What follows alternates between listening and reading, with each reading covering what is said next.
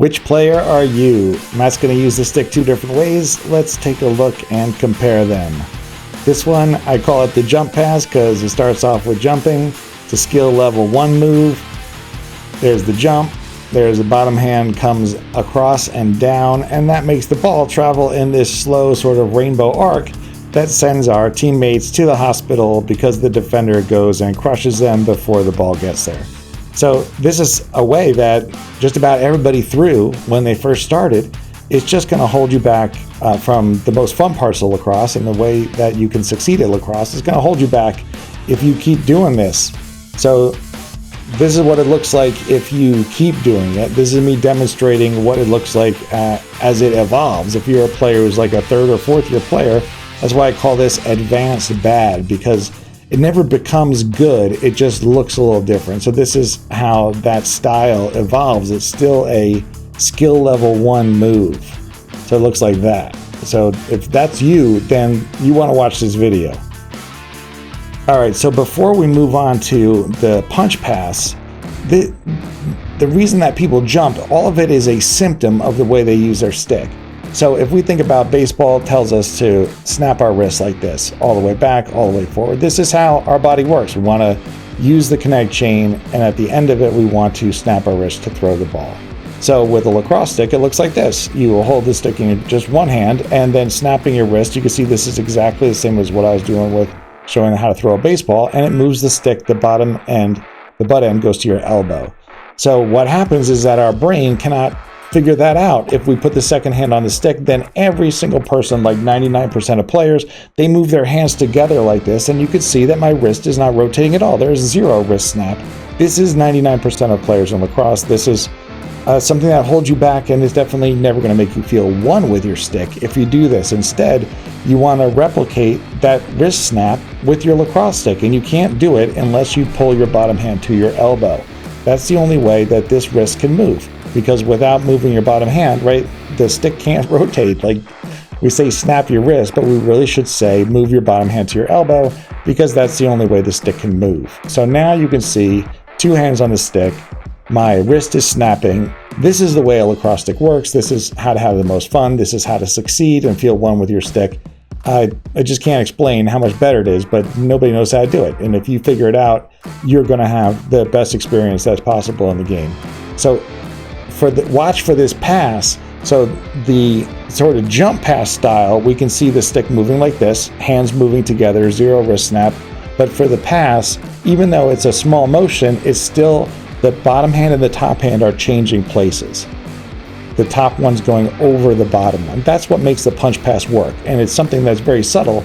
So watch for that in the video, and also that's what you want to do when you go play wall ball, when you go throw around with a friend. You want to keep your bottom hand kind of stuck in space and push over it and sort of punch over it.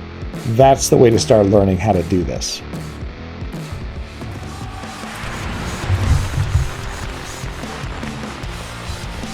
All right, so let's take a look real quick at what the punch pass looks like in real life. So there we go. We see the stick stays in front of Matt the whole time. It doesn't cross over his body.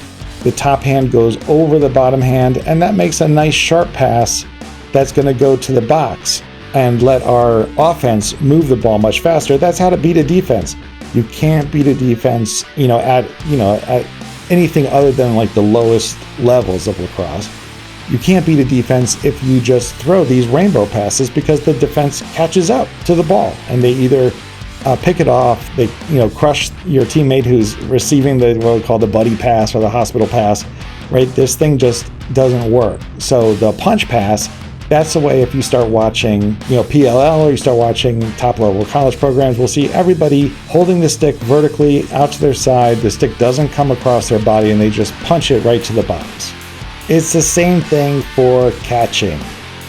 So let's look at this jump catch. Absolutely no reason to jump when the ball is in the box. The box is this square off your shoulder where it's really easy to catch, and that's where we want to make all of our passes. That's what makes lacrosse work, is passing directly to someone's stick, passing to the box. So if the ball is near the box, we should absolutely not be jumping, because it causes us to drop about half of the passes that should be easy to catch. So the ball comes in, we jump, it adds this complication, it adds this extra motion for no reason, and it causes us to miss a lot of passes, and that's not a good look. So what should we do instead to succeed? You want to look up. Like, it sounds like the most ridiculous solution, but that is exactly why people jump, is because they don't look up. So the ball comes in, you need to simply look up at the ball and you will catch it. And you want to catch it by doing nothing. Let me explain what that means. So when the ball comes in, you just want to have a vertical stick and you want to let the ball hit your stick. You don't want to move it at all. If you squeeze your bottom hand, the ball will just get stuck in your stick, and you want to look like you're doing nothing. Do as little as possible, and it lets you catch all sorts of passes that you would just drop normally.